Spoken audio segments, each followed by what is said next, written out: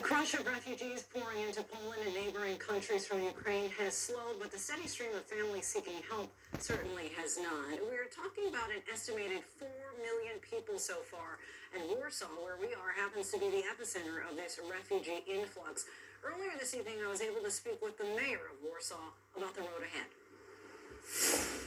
And joining us now is the mayor of Warsaw here in Poland, Rafał Trzaskowski. We thank you so much for your time and joining us tonight. Give us a sense of the real number, the latest numbers as far as refugees that you have here and how you're holding up. Well, we have a rotation of refugees, so we have around 300,000 in Warsaw alone, which is a huge number. I mean, to give you a sense of it, when we had a Mediterranean crisis in 2015, 200,000 refugees were coming to Europe a month. Now we have 300,000 in 3 weeks just in one city. And I want to read a tweet that you sent out. You said, "This is a gigantic challenge and a huge operation. It is investment in infrastructure. It is the need to hire the necessary personnel. And all of this will require a lot of money. That is why the direct support of local government from the EU would be so valuable. We strive for it daily." Realistically, how much money do you feel that you need in order to truly help? It's very hard to say because, now we are focusing on giving accommodation to the people, feeding them. We are focusing on everyday needs, and we also think about registering them, so there are some administrative burdens. But long term, the Ukrainian citizens have been granted an access to free education, to free healthcare. So these costs will be really huge. So we are trying to assess that. But imagine this, we have 280,000 kids in Warsaw attending our schools.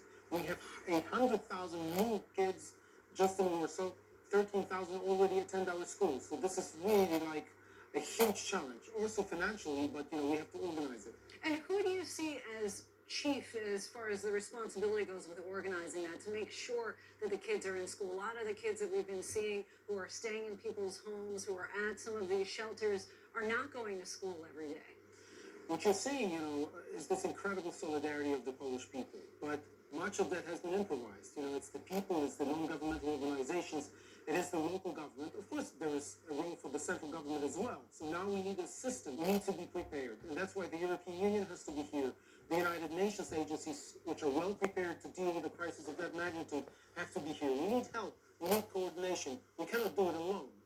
Do you feel that you're getting some of that help, or you still have a lot more ahead? Well, we have very important pledges. President Biden was here to reassure us about our security, but he also said that the United States of America is ready to welcome 100,000 refugees. Prime Minister Trudeau said the same. Many other European leaders said the same. Now we just need to prepare a system because the Ukrainians are fighting for our freedom as well.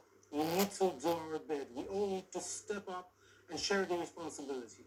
And you talked earlier about the generosity, the kindness of many of the people here in Poland who have been opening up their homes. How sustainable do you feel that is long term?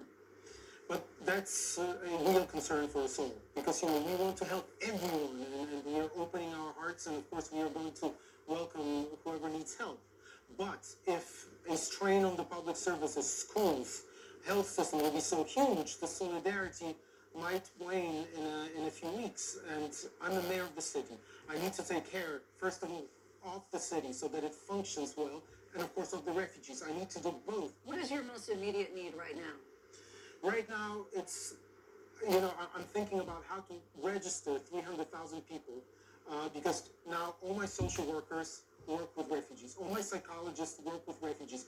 And also most of my administrative stuff is now registering 300,000 people because we give them our identity numbers, our social security numbers so that they can use healthcare and education. So that's a huge burden. Do you notice this difference in the last 4 weeks when the population has now swollen by more than 300,000?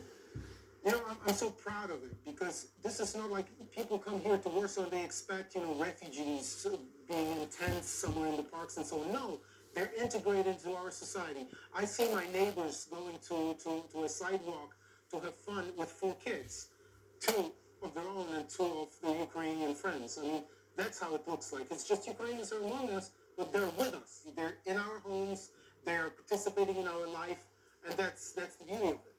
Mayor Rafał Trzaskowski, we thank you so much for your time. Really appreciate you joining us.